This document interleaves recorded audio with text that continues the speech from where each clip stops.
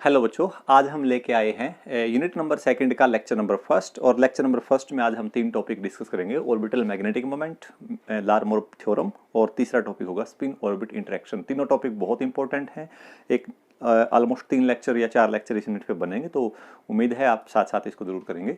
तो first topic है बच्चों orbital magnetic moment. Lower classes में आपने पढ़ा हुआ है कि जब भी कोई इलेक्ट्रॉन या कोई चार्ज पार्टिकल मूव करता है तो वो करंट एसोसिएट करता है, और करंट होगा तो मैग्नेटिक फील्ड होगी। चाहे स्ट्रेट करंट कैरिंग कंडक्टर का एग्जांपल लें, चाहे करंट कैरिंग रिंग का एग्जांपल लें।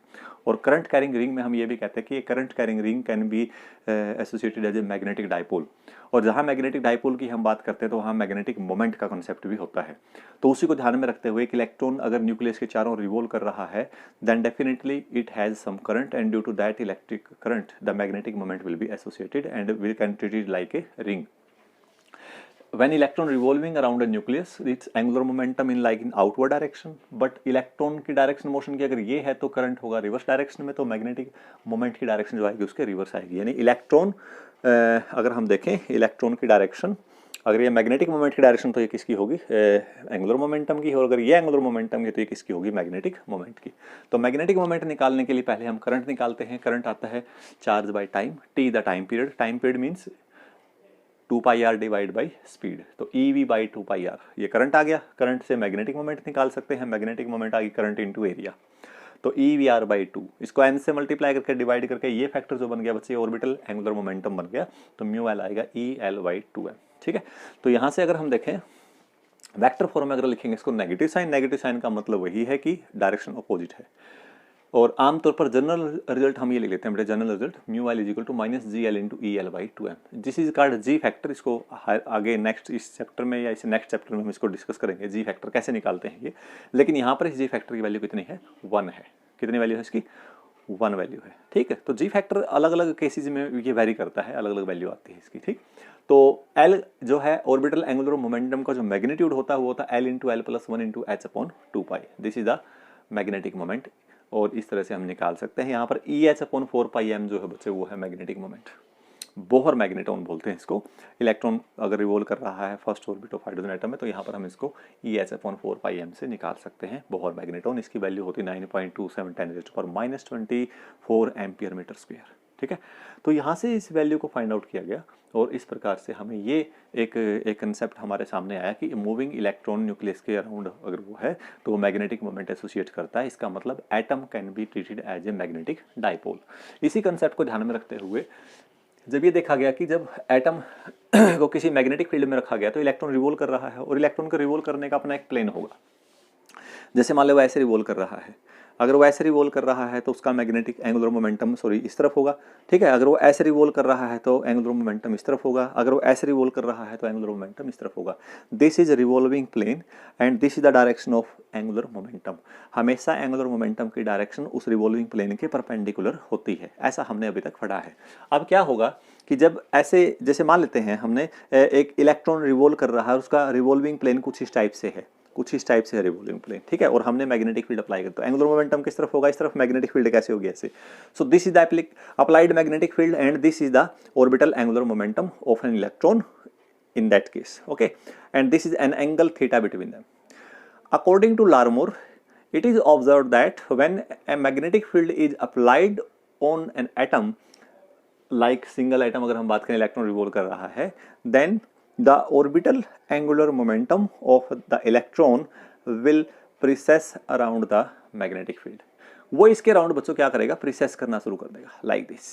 ये प्रिसेशन होगी इसकी, पूरा एक कोनिकल शेप में, एक कोनिकल शेप में ऐसे ऐसे प्रिसेस करेगा इसके अराउंड। ठीक है, तो अगर ऐसे ऐसे प्रिसेस करेगा तो ये देखिए, ये एंगल थीटा होगा, जो ये एंगल दिखा रखा है theta. This is L, this is L, this is B, this is B. Okay, अब ये ऐसे प्रिसेस कर रहा है इसके अराउंड, तो बी से कोई सेंटर लेके जो इसका रिवॉल्यूशन अगर हम देखें, यहाँ पर एक सर्कल बनेगा, तो उसका सेंटर कहीं ना कहीं मान ले ये है, तो यहाँ से ये जो आएगा line, this is the radius of that circle. और ये रेडियस यहाँ ड्रा करोगे तो ये इसके साथ फील्ड के साथ एंगल कितना बनाएगा, 90 डिग्री, लाइक दिस। जो यहाँ हमें समझ शायद दिखाई नहीं दे रहा क्योंकि ये 3D ज्योमेट्री है, लेकिन यहाँ पर आप देखिए ये कुछ इस तरह से बनेगा। ये रेडियस है और ये एंगल कितना है, 90 डिग्री।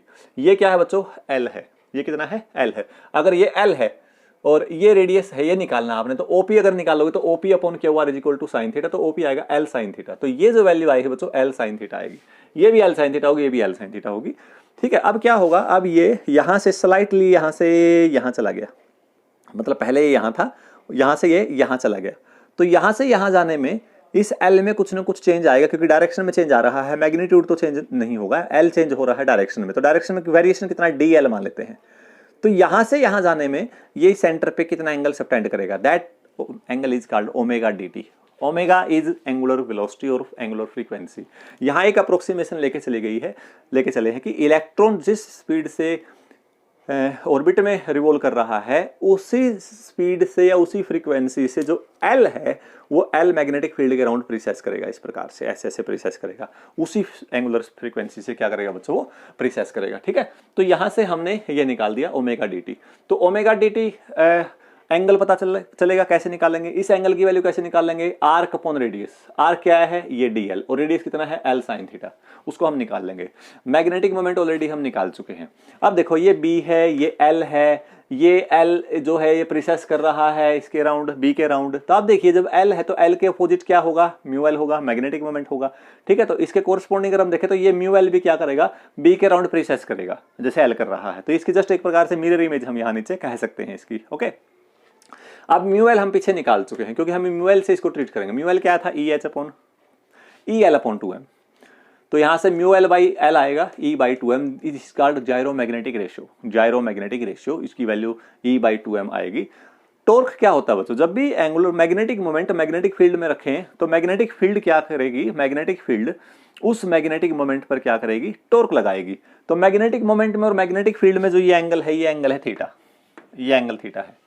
तो ये मैग्नेटिक फील्ड बी जो है वो इसके ऊपर टॉर्क लगाएगी, वो आएगा म्यू एल क्रॉस बी, तो इसको लिखते हैं mu L B sine theta. हमें एक बात और पता है बच्चों, जो एंगल है mu L omega L into D T, L means Larmor frequency, omega L into D T जो है कि कितने टाइम में, डी टी टाइम में यहां से यहां चला गया, तो एंगल कैसे निकालोगे। एंगल निकालने का बहुत आसान तरीका है, थीटा इज इक्वल टू, वैसे होता है 2 पाई बाई टी, ये एंगल निकालने का तरीका होता है बच्चे 2 पाई बाई टी। ये तो जस्ट सिंपल है, ये ओमेगा होता है, 2 पाई बाई टी जस्ट ये ओमेगा है।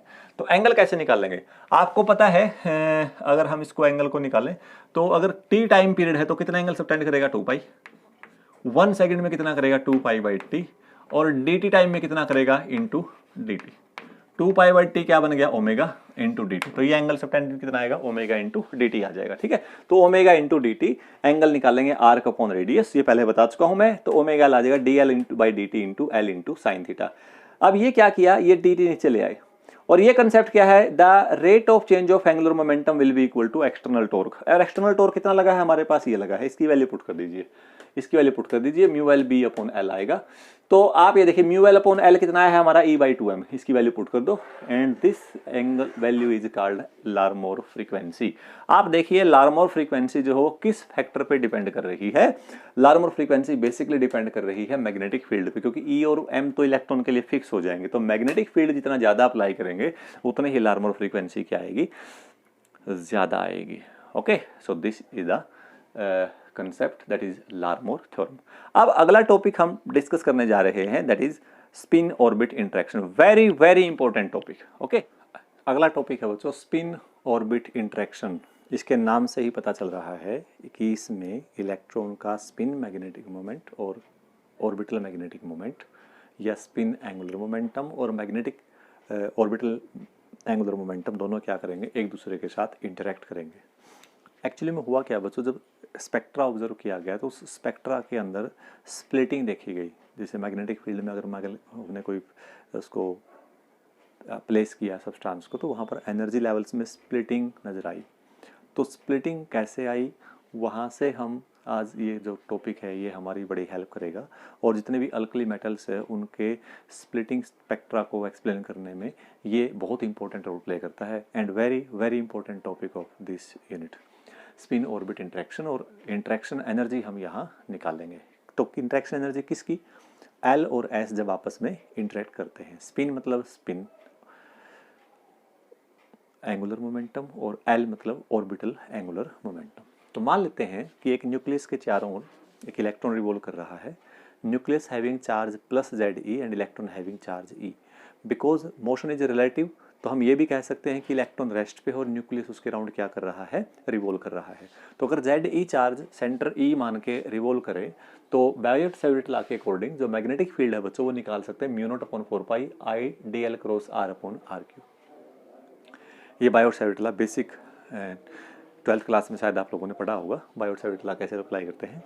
And what is ideal, ideal is the current element, and current element को कैसे लिख सकते हो, ZE इंटू V, इसको हम करंट एलिमेंट में कन्वर्ट कर सकते हैं। V क्या है, वेलोसिटी, ठीक है ना।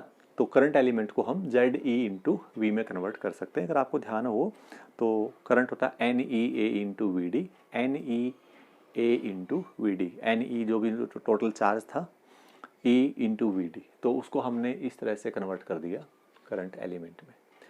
तो करंट एलिमेंट की वैल्यू यहाँ पुट किया तो क्या आया, μ0/4 ZE/r3, और इसकी जगह वैल्यू पुट कर दी तो माइनस साइन साथ में आ जाएगा और V क्रॉस R बन जाएगा। और इलेक्ट्रोमैग्नेटिक वेव थ्योरी कहती है कि अब μ0/ε0 जो होता है 1/c² होता है, c is the speed of light, तो इसकी वैल्यू भी हम यहाँ पुट कर सकते हैं। मास से मल्टीप्लाई कर दिया, मास से डिवाइड कर दिया, ये बन गया r cross p। What is r cross p, this is orbital angular momentum, that is L cross h। तो इसकी वैल्यू हमने पुट कर दी बच्चों, L cross h 4πε0 c² r³ into m। तो ये एक प्रकार से हमारे पास मैग्नेटिक फील्ड का फैक्टर आ गया। L is the magnitude, L star, H क्या है, H कट क्या है, magnitude of the orbital angular momentum. तो हम इसको इस प्रकार से लिख सकते हैं, मैग्नेटिक फील्ड आ गया। यानी ये हमने ऑर्बिटल मोशन की वजह से जो मैग्नेटिक फील्ड एसोसिएट हो रहा है और रिलेटिव रिवर्स मोशन मान के हमने किया है, तो ये मैग्नेटिक फील्ड हमारे लिए आएगा। लेकिन जब इलेक्ट्रॉन स्पिन कर रहा है तो स्पिनिंग इलेक्ट्रॉन की अपनी एक लार्मोर फ्रीक्वेंसी होगी, और जो पिछले टॉपिक में हमने किया था तो वो लार्मोर फ्रीक्वेंसी जो आएगी ऑर्बिटल लार्मोर फ्रीक्वेंसी का डबल आएगी, ट्वाइस ऑफ EB/2m, तो ये आएगा। लेकिन रिलेटिविस्टिक कंसेप्ट की वजह से जो ओमेगा एक और वहाँ पर फ्रीक्वेंसी, लार्मोर वेलोसिटी, एंगुलर वेलोसिटी हम कहें, एंगुलर फ्रीक्वेंसी कहें, रिलेटिविस्टिक कंसेप्ट की वजह से वो फ्रीक्वेंसी या जो प्रिसेशन होगा वो प्रिसेशन इस प्रिसेशन से रिवर्स होगा और उसका हाफ होगा। ये एक्सपेरिमेंटली ऑब्जर्व किया गया और थॉमस ने ये बात ऑब्जर्व की, तो उसने देखा कि there is another frequency, Larmor frequency, which exists, which having the direction relative to the spin in a reverse direction and its value is half। जैसे पता है ऑर्बिटल लार्मोर फ्रीक्वेंसी अगर ऐसे हो रही है तो स्पिन उसके रिवर्स हो रही है, तो अगर एक दूसरे के कोरस्पॉन्डिंग अगर हम देखें, उसके रिलेटिव में उसको देखें, उसके रिलेटिव में उसको देखें, तो रिजल्टेंट जो रिलेटिव लार्मोर फ्रीक्वेंसी आएगी वो क्या आएगी, वो आएगी दोनों का difference, omega L for spin, omega R for जो ऑर्बिटल मोशन की वजह से है वो उससे हाफ होती है, स्पिन से हाफ होती है। इन दोनों का डिफरेंस कर दिया तो ये आ गया EB/2m। यहाँ से बच्चों हमारे पास ओमेगा डैश L आ गया। E/2m को ऐसे कैसे रखिए और B की वैल्यू पुट कर दीजिए ये, तो हमारे पास ये लार्मोर एंड रिजल्टेंट लार्मोर एंगुलर फ्रीक्वेंसी हमें मिल गई। एंड इसको बाहर ले लीजिए और 1/r³। अभी जो r³ है, क्योंकि देखिए r जो है वो वेरी करता रहता है, r is not fix, orbital किसी भी ऑर्बिटल का रेडियस हम फिक्स नहीं कह सकते, और इस r की value quantum mechanically find out की गई और वो वैल्यू भी एवरेज वैल्यू निकाली गई। तो एवरेज वैल्यू ऑफ 1/r³ क्या आएगी बच्चों, वो आएगी Z³। ये इसमें एक्सप्रेशन है बच्चों जो मेन आपको ध्यान रखना पड़ेगा, क्योंकि ये क्वांटम मैकेनिकली रिजल्ट हमने डायरेक्ट पुट किया गया है, तो इसको आपने याद रखना है और बहुत इंपॉर्टेंट रिजल्ट है, पूरे एनर्जी स्प्लिटिंग में इसका बड़ा इंपॉर्टेंट रोल रहेगा। तो r³ जो आएगी 1/r³ आएगी Z³ A0 n³ L into L plus 1/2 L plus 1, ये आएगी बच्चों। तो यहाँ से स्पिन ऑर्बिट इंटरेक्शन एनर्जी जो है वो अगर निकालें तो स्पिन ऑर्बिट इंटरेक्शन एनर्जी है क्या एक्चुअली में, spin orbit interaction energy actually में क्या है बच्चों, वो चेंज इन काइनेटिक एनर्जी है।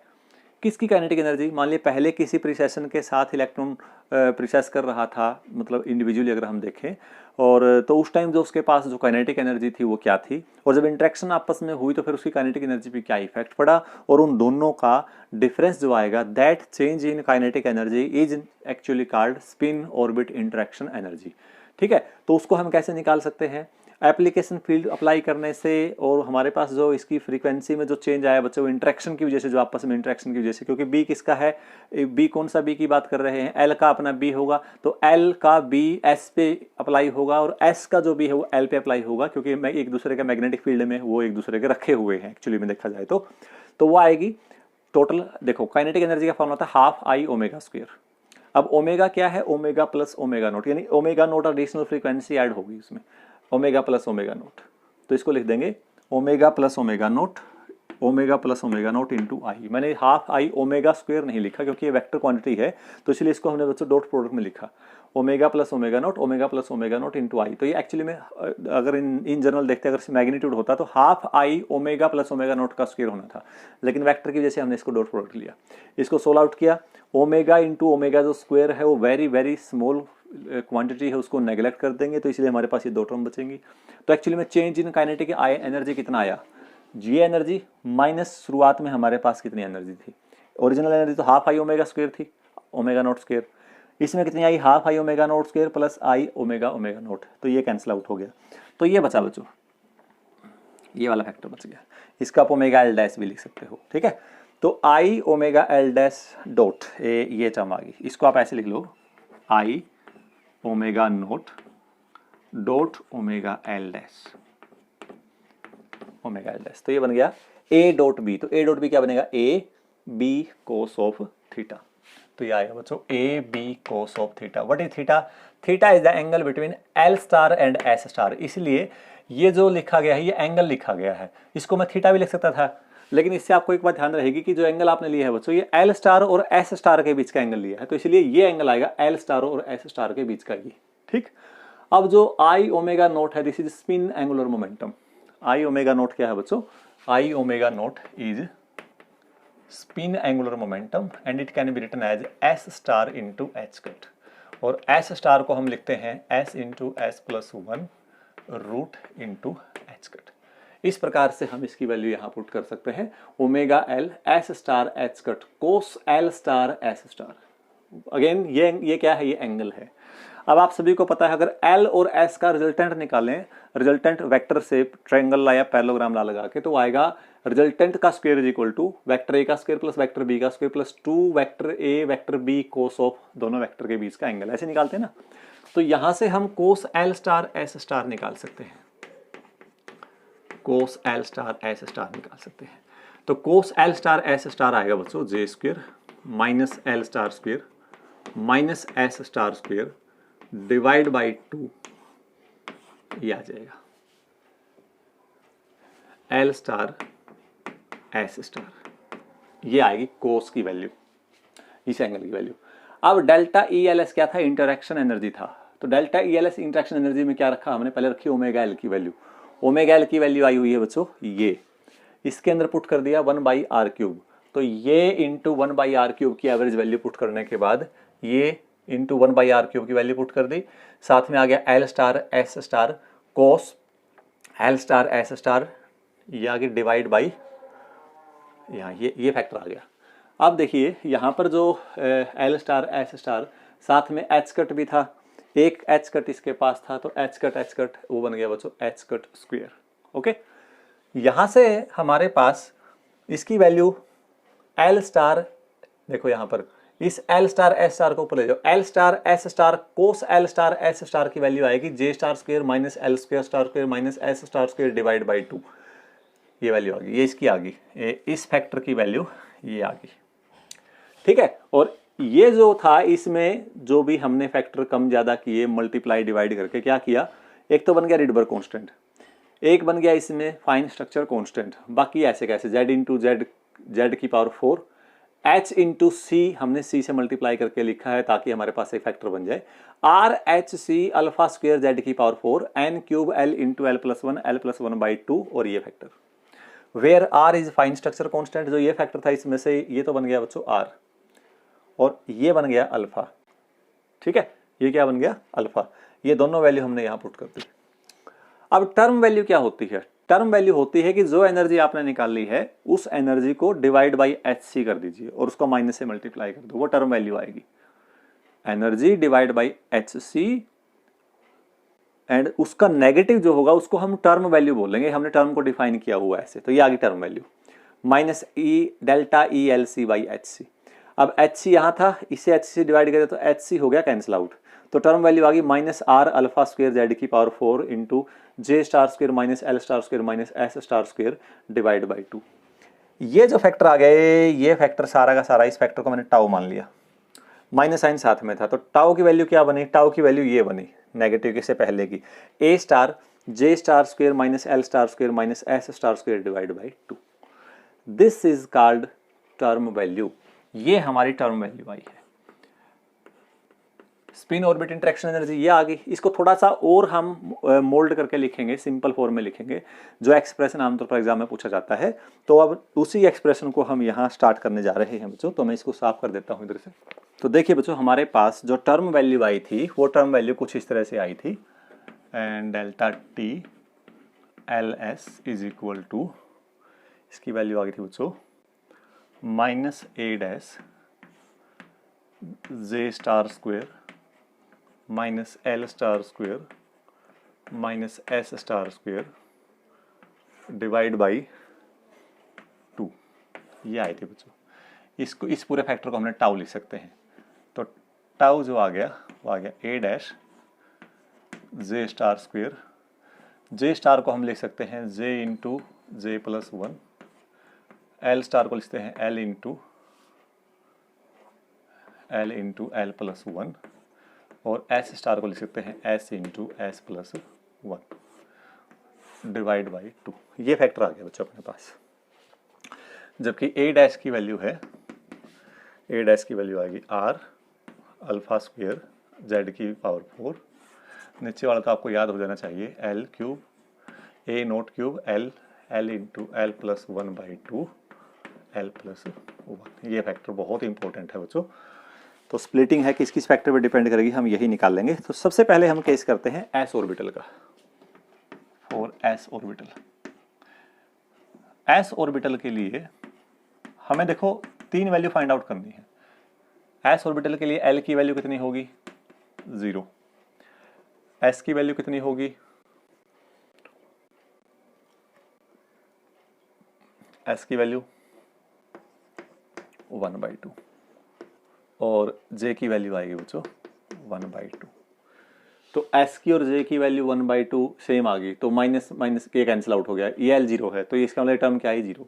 इसका मतलब एस ऑर्बिटल के लिए कभी भी स्प्लिटिंग ऑब्जर्व नहीं की जाएगी सिंगल वैलेंस इलेक्ट्रॉन की, जब भी हम बात करेंगे। ये ध्यान रखना है, यहाँ से बात प्रूव होगी। पिछले लेक्चर में इसका जिक्र भी हमने किया था कि not splitting takes place for S orbital. ठीक है। दूसरा केस आता है एल ऑर्बिटल के लिए या पी ऑर्बिटल के लिए। पी ऑर्बिटल के लिए क्या होगा बच्चों, एल की वैल्यू 1, एस की वैल्यू 1/2, जे की वैल्यू होती है एल प्लस एल एस से एल माइनस एस तक, तो जे की वैल्यू आएगी 3/2 एंड 1/2। तो पहला हम केस लेके चलते हैं L1 S 1/2 J 1/2, L1 S 1/2 J 1/2, S 1/2 J 1/2 cancel out हो गया। L कितना है 1, 1 इंटू 1 प्लस 1 2, 2 तो टाउ आया बच्चों A डैश इंटू 2/2, तो टाउ की वैल्यू आ गई A डैश। दूसरा है B, B में निकाल लेंगे जब L की वैल्यू 1, S की वैल्यू 1/2, J की वैल्यू 3/2। इसके लिए टाउ की वैल्यू अगर निकालें आप, टाउ की वैल्यू कितनी आएगी देखो, A dash J into J plus 1 हो गया, J into J plus 1, 3/2 into 3/2 plus 1/2, यानी हो गया 5/2 इंटू 3/2, 15/4। L1 है -2 माइनस S कितना है 1/2, 1/2 इंटू 3/2, 3/4 डिवाइड बाई 2। ये आ गया बच्चों 15 minus 8 minus 3, 4/4। This is A dash by 2, A dash by 2। तो जब हम स्प्लिटिंग देखते हैं तो स्प्लिटिंग क्या आएगी देखिए इसकी, ये माइनस में आएगी,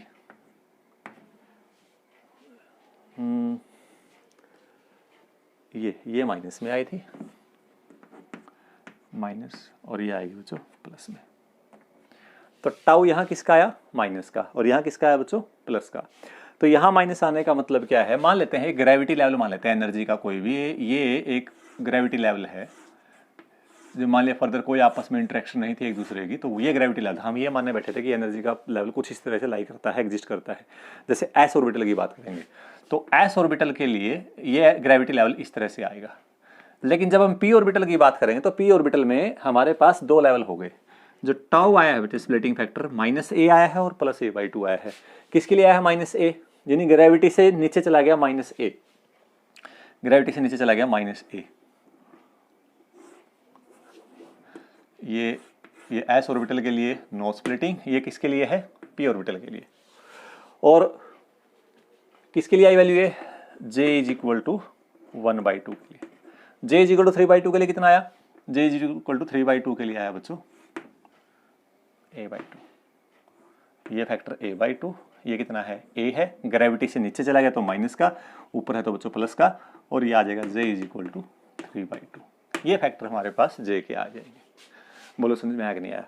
अब मैं चाहता हूं कि आप डी और डी ऑर्बिटल के लिए बच्चों अपने आप करके देखें। फॉर डी ऑर्बिटल के लिए L की वैल्यू 2 होगी, S की वैल्यू 1/2 होगी, तो J की पॉसिबल वैल्यू आएंगी L + S 5/2, L - S 3/2।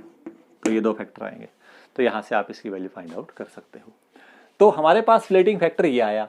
इस स्प्लिटिंग फैक्टर में क्या है बच्चों, टाउ हमारे पास ये आ गया। तो स्प्लिटिंग फैक्टर जो आया है, उस स्प्लिटिंग फैक्टर में ये जो टर्म है ये बड़ी इंपॉर्टेंट है। देखो ये तो है ही है, साथ में ये फैक्टर भी बहुत इंपॉर्टेंट है। अब जो देखा जाए तो स्प्लिटिंग फैक्टर जो है, देखो ये ज्यादा होगा तो स्प्लिटिंग फैक्टर ज्यादा होगा, और ये कम होगा तो स्प्लिटिंग फैक्टर क्या होगा, कम होगा।